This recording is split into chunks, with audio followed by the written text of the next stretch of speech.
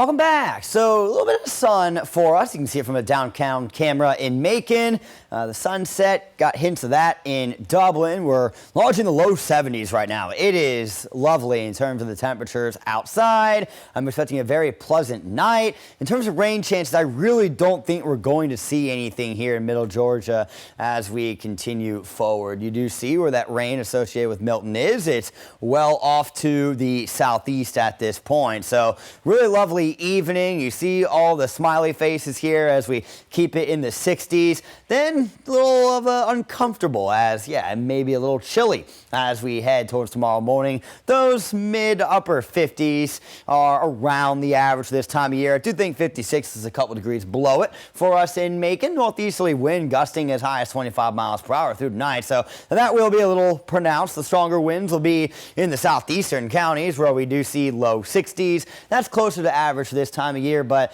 as you can see, most of us are going to get into the upper 50s ahead of the start of tomorrow. So landfall is basically happening right now, a little faster than expected, or a little earlier rather than expected. You see Venice Beach there. It's right between essentially Venice Beach and Sarasota is where this is making landfall. That makes a very, very big difference for the Tampa Bay area because that means the wind is coming out of the east from that area, which means water is not being forced into that bay like it was expected to. So that is huge.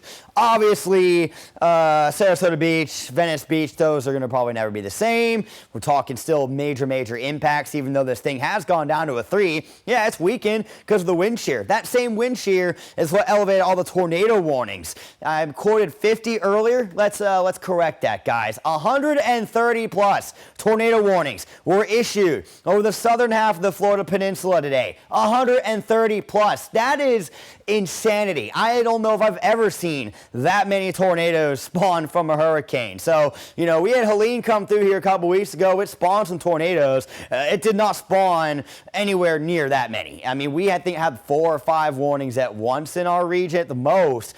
133. That is bizarre. Anyways, bringing it back to the Peach State. So a little windy tomorrow. Gusts will be up to 30 miles per hour, but it's going to be sunny, upper 70s, more towards the mid 70s on Friday afternoon. Breezy early. We'll see that wind calm later on. And then lovely weekend. High pressure sticking around. Wind will be a lot calmer, and we will keep it in the 70s, though the 80s may come back on Sunday. So don't need to worry about this rain as we continue through this evening. It's still off to the southeast, but the wind will grow, will strengthen as we go through the overnight hour. So, a little chilly out there tomorrow. Maybe an extra layer out the door. Hold on to your hats in the afternoon if you like wearing those.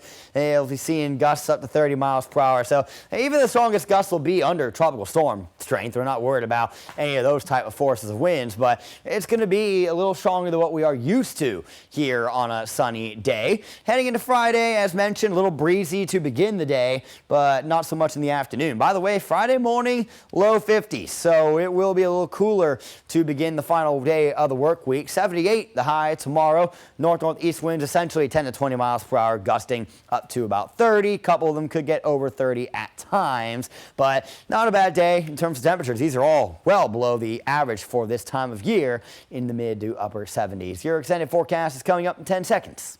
Your 41 NBC AccuWeather 7-day forecast is presented by Volume Chevrolet. It's a little windy tomorrow, nice for us on Friday, and still pretty pleasant on Saturday. We'll be back in the 80s as mentioned on Sunday, kind of a bit of warming ahead of a cold front expected Monday night into Tuesday, which could lead to highs in the mid 60s next week.